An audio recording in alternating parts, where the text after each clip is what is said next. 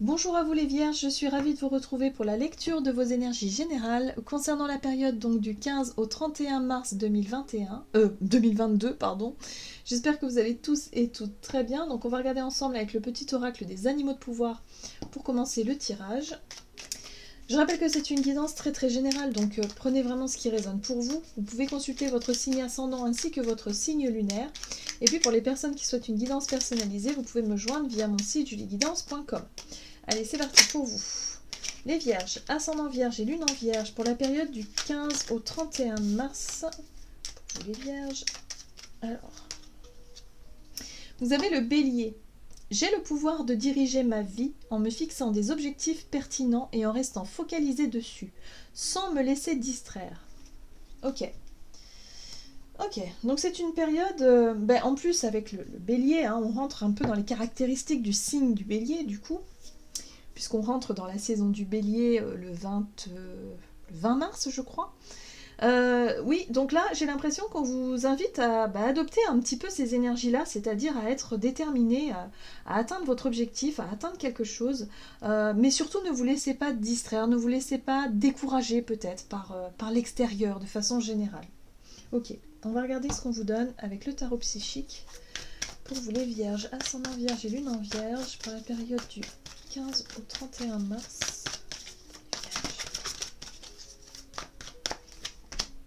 Oh, on vous parle de votre chakra coronal. Alors, le chakra coronal correspond effectivement à la reliance, en fait. Votre capacité à être relié, si vous voulez, à votre spiritualité. La foi, par exemple.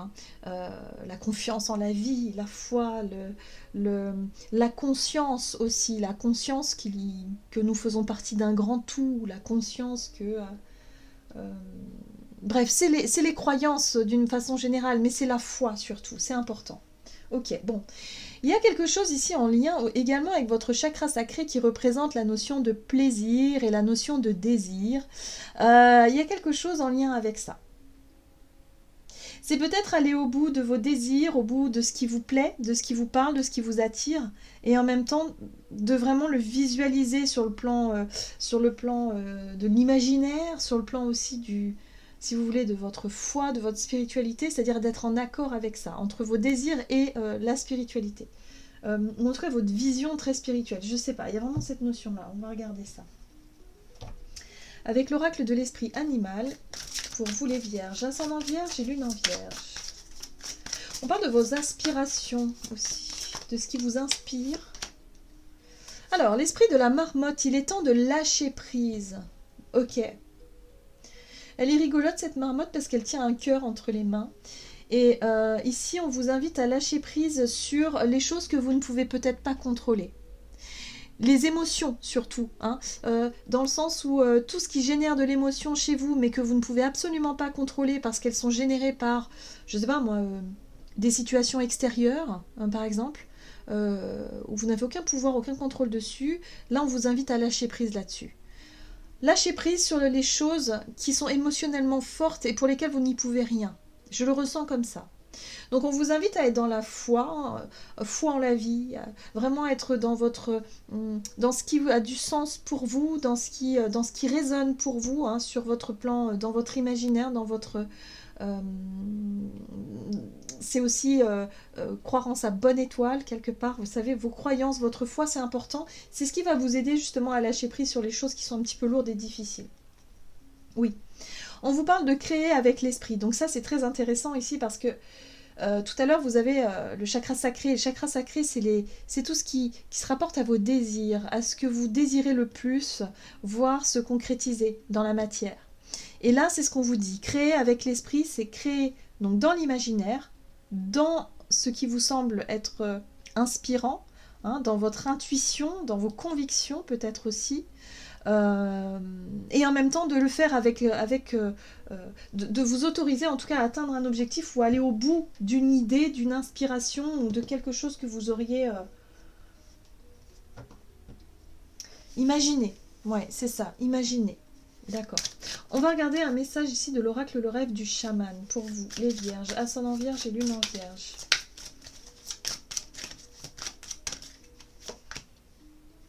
Et vous avez la toile ornée de joyaux qui parle ici de connectivité. Donc pour certains d'entre vous, ça peut être quelque chose qui est né ou qui naît sur les réseaux. Réseaux sociaux, internet, ça parle beaucoup de connectivité puisque on se connecte les uns aux autres et puis surtout il y a du partage. Et là j'ai l'impression pour certains d'entre vous, il va falloir ne pas vous laisser décourager, ne pas vous laisser distraire par ce qui se passe peut-être sur les réseaux, ou en tout cas rester concentré sur vos croyances, sur votre foi, sur votre... c'est marrant ça. Sur ce que vous pouvez créer vous, sur votre nature, sur qui vous êtes vraiment, sur... ah, mais j'arrive pas à trouver les mots, pardon. Sur votre essence, en fait, sur ce qui fait de vous une personne... juste un être, en fait, un être incarné, un être vivant, qui est conscient d'ailleurs, parce que le coronal, c'est tout ce qui représente votre état de conscience. Et que là, j'ai l'impression que durant cette période, vous allez réussir à lâcher prise sur tout ce que vous ne pourriez pas contrôler.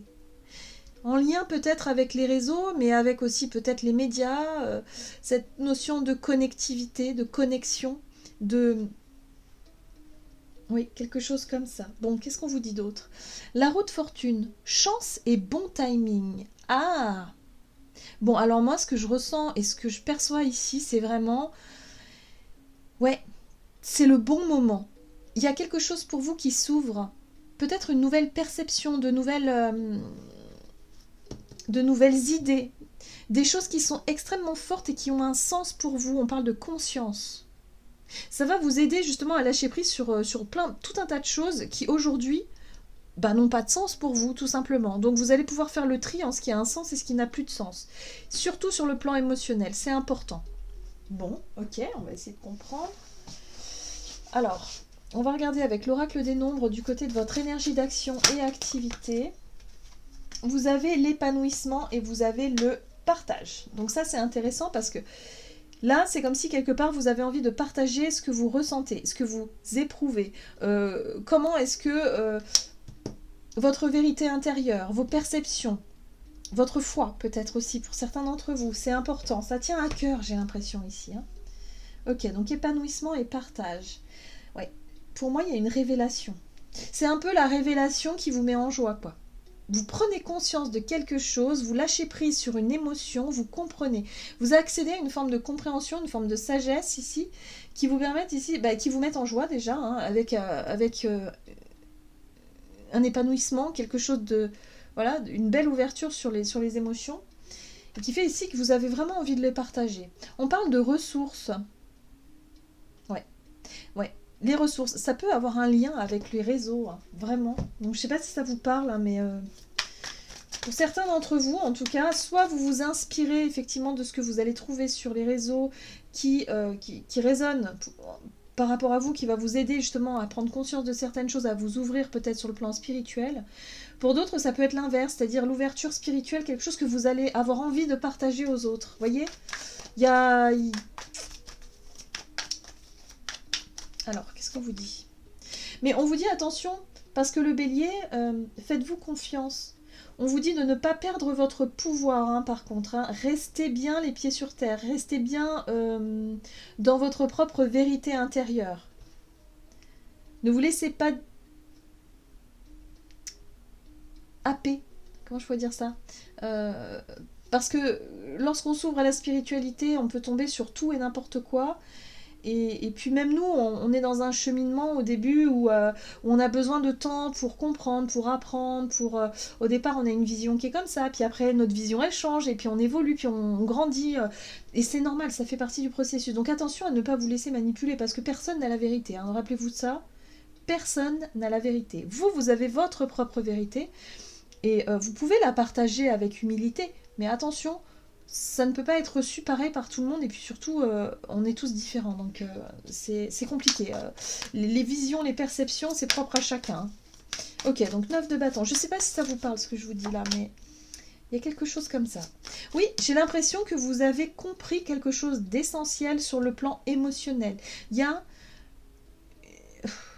il y a quelque chose, ça y est, vous lâchez prise. Donc le monde, hein, en plus on voit bien cette carte ici où vous vous laissez guider, vous vous laissez porter par le vent, vous avez un sentiment d'accomplissement, un sentiment d'avoir compris, d'avoir accédé, d'avoir terminé un cycle de votre vie où vous avez bataillé. 9 de bâton, c'est ça, vous avez beaucoup bataillé, vous avez... physiquement, émotionnellement, vous vous êtes battu, peut-être dans des situations émotionnellement fortes, voilà, où ça a été difficile. Là, bim, vous arrivez à une fin de cycle parce que vous avez compris quelque chose d'essentiel, en lien avec vos émotions, avec vous-même. Ok. Et du coup, vous avez pu faire des choix. Bon, le roi d'épée ici parle de discernement, mais surtout que vous êtes en capacité à prendre des décisions qui sont juste bonnes pour vous, en fait. Faire des choix et décider des choses.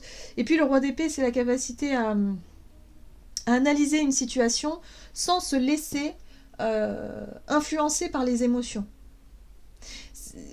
Le roi d'épée, ça peut représenter par exemple un juge. Un juge d'instruction, un juge, il ne met pas son émotionnel dedans. Juste, il regarde les faits, les tenants, les aboutissants. C'est l'analytique qui est en jeu. C'est le mental, c'est l'analytique, c'est notre façon d'analyser les choses. Et là, j'ai l'impression que là, voilà, vous pouvez analyser les choses sans mettre votre émotionnel. C'est-à-dire que vous allez avoir la capacité peut-être à avoir suffisamment de recul sur peut-être les informations extérieures ou sur ce qui se passe autour de vous, sans vous laisser atteindre sur le plan émotionnel, parce que maintenant vous avez conscience de quelque chose d'important. Vous avez compris quelque chose d'essentiel qui vous permet ici de ne plus vous laisser atteindre par votre émotionnel. Voilà, pour moi c'est ça. Et ça marque la fin d'une époque où ça a été compliqué et difficile pour vous. Bien, qu'est-ce qu'on vous dit ? Alors ce qui est intéressant, c'est que là vous avez la 3 de bâton. J'ai l'impression que ça vous ouvre des portes, cette révélation intérieure. Là, on est sur quelque chose de très personnel, de très intérieur. Et là, vous vous rendez compte quelque part de votre propre pouvoir personnel. Où vous ne vous laissez plus influencer, vous ne vous laissez plus atteindre, affectivement parlant. Et du coup, vous vous sentez nourri d'une espèce de force. Et la 3 de bâton, c'est l'envie peut-être d'explorer d'autres domaines, d'explorer d'autres contrées, pourquoi pas de partir en voyage, de découvrir d'autres... voilà. Il y a vraiment cette notion d'ouverture, de partir à l'aventure, d'être attiré par l'ailleurs, pourquoi pas. Voilà. Donc vous voyez comment ça résonne pour vous. Ouais. En tout cas, vous y réfléchissez. C'est une période où vous allez réfléchir à tout ça, où vous allez vous projeter peut-être dans de nouveaux domaines de travail, de nouveaux projets, des choses en tout cas que vous aimeriez apprendre et découvrir et, voilà, et avancer comme ça. Mais en tout cas, il y a je ressens de la sérénité, de l'épanouissement, de voilà, l'impression de satisfaction d'avoir terminé un cycle qui était un petit peu difficile pour vous. Et aujourd'hui, vous pouvez faire des choix en conscience dans le but vraiment d'apprendre et de continuer à apprendre et de continuer à explorer quelque chose. Peut-être en lien avec la spiritualité, hein, ou en tout cas un domaine qui vous plaît beaucoup, un domaine ou le développement personnel, quelque chose qui vous permette de vous sentir vraiment bien avec vous-même, quoi. Il y a vraiment ça, quoi. Bon, très bien. On va regarder ici sur le plan relationnel et sentimental pour vous les vierges, ascendant vierge et lune en vierge. Du 15 au 31 mars pour les vierges sur le plan relationnel. Vous avez la carte des finances qui ressort et de la construction. La construction parle ici de stabilité, d'équilibre, de base solide. Et ici, on est sur la carte des finances qui nous parle du côté matière, matériel, enfin surtout de l'argent. Hein. Voilà. Ok, de l'énergie, de l'argent. Alors, relationnel et sentimental. Oui, il y a des désaccords ici avec votre entourage, que vous soyez en couple ou pas d'ailleurs, mais on sent que sur le plan des finances, il y a quelque chose où il y a des divergences d'opinion. On n'est pas d'accord. On n'est pas d'accord. Bon, il y a une situation qui mérite, qui est bloquée. Pour moi, il y a une situation qui est bloquée sur le plan matériel et financier ici et qui vous pousse à chercher peut-être des solutions. Il y a conflit, il y a dispute, on n'est pas d'accord, on n'a pas la même vision des choses, les choses sont bloquées. Alors, je ne sais pas pourquoi, mais pour certains, ça peut parler relation familiale. Hein, ça peut avoir un rapport aussi avec un héritage ou avec une succession ou peut-être un bien immobilier. Je ne sais pas, il y a quelque chose comme ça où tout le monde n'est pas d'accord. Voilà, c'est... Du coup, les choses sont bloquées pour le moment. Ok. Ouf, ouais. chevalier d'épée et chevalier de coupe. Bon, ce qui est intéressant ici, c'est que, alors, soit vous êtes en couple, effectivement, et il y a une divergence d'opinion, il y a peut-être des conflits ou il y a des désaccords concernant, effectivement, les finances. Là, il y a... Pour moi, il y a un champ. Le pendu, c'est un blocage qui vous permet ici de voir les choses différemment. Et là, ce chevalier d'épée parle quand même de...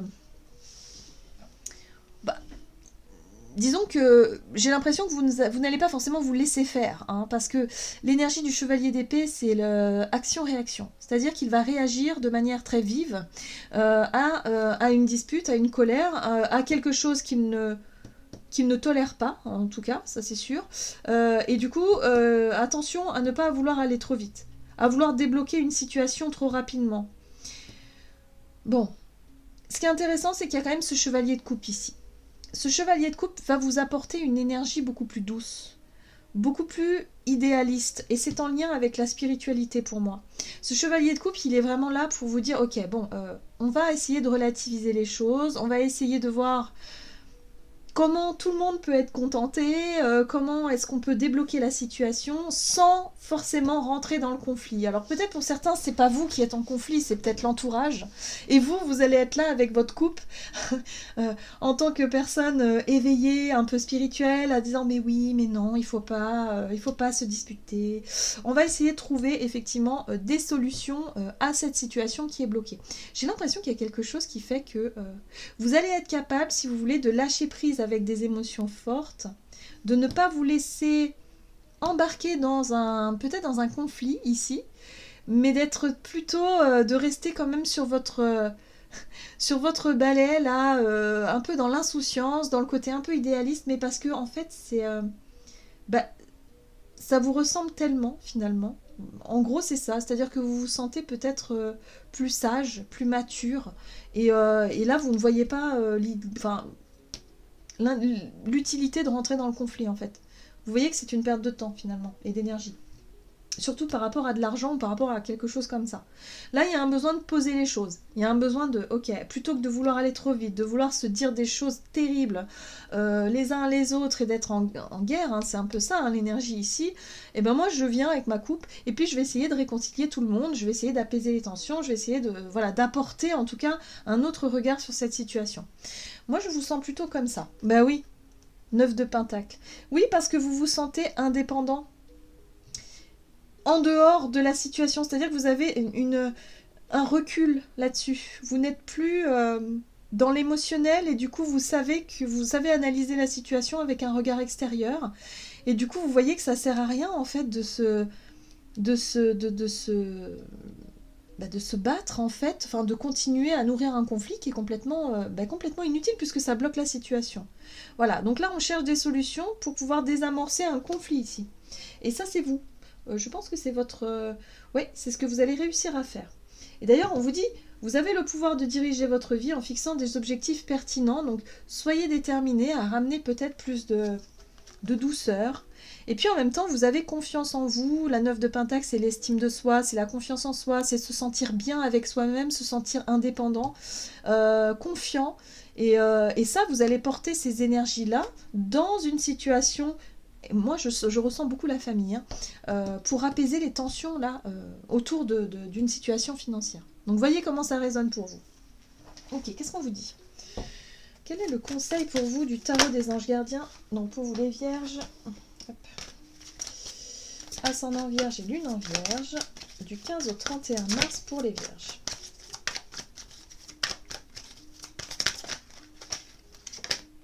Ok. Vous avez le guérisseur de l'action. Il est temps de faire ce que vous avez en tête si votre cœur vous donne le feu vert. On vous demande de faire moult choses à la fois, ce qui ne vous gêne pas, dans la mesure où vous savez que votre rôle est essentiel. Cette lame représente une personne aimante, intelligente, passionnée et drôle. Vous peut-être. Avec élégance, cette personne est capable de gérer les situations les plus difficiles. Bah oui, c'est exactement ça. Vous allez faire preuve de calme et de patience par rapport à des énergies quand même qui sont assez lourdes à l'extérieur, où il y a de l'électricité dans l'air, où il y a des conflits peut-être, et vous allez essayer justement de faire de votre mieux pour essayer d'apaiser les tensions, essayer de résoudre les situations.